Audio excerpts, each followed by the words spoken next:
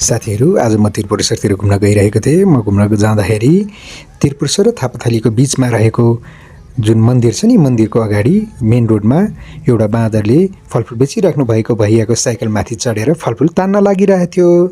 त्यो भैयाले केही पनि गर्न सकिराख्नु भएको थिएन र त्यो बाँदरले जबरजस्ती नै त्यो साइकलमा बसेर स्याउ त लिइसकेको थियो, स्याउ खाइरहेको थियो, त्यही पनि अरू फलफुल खोजिरहेको थियो।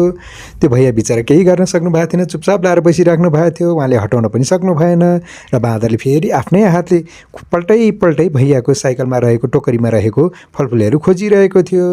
भैया पनि के गरौँ भयो। त्यही बेलामा एउटा ठुलो बस आयो अनि बसको मान्छेले भैयालाई साइकल उता लगा भन्यो। अनि त्यो भैया फेरि साइकल लिएर एउटा साइड लागेर बस्नुभयो। त्यही पनि त्यो बाँदरले छोडेन।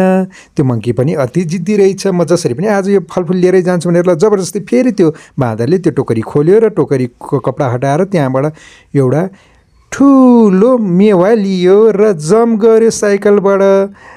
अनि फेरि मङ्की एउटा सडकको पेटीमा गएर बस्यो र त्यो मेवा खान खोज्यो र उसले दायाँ बायाँ हेऱ्यो कसैले आएर त्यो मेवा खोज्छ कि भनेर। अनि कसैले नखोज्ने देखेपछि त्यो एक्लै बसेर मजाले मेवा खायो। उसले मेवा खाइरहेको बेलामा अर्को एउटा मङ्की पनि त्यता साइडमा बसेर हेरिरहेको थियो, आश गरेर मलाई पनि दिन्छ कि भनेर। त्यो मङ्कीले त्यसलाई दिएन, आफू मात्रै एक्लै खाइरह्यो र बाटोमा उभिएर पनि मान्छेहरूले उसलाई हेरिरहेको थियो, के गरिरहेको होला यो मङ्कीले भनेर। र अनि त्यो साइकलवाला फलफुलवाला भैया चाहिँ आफै नै अब होस् खाओस् भनेर जानुभयो।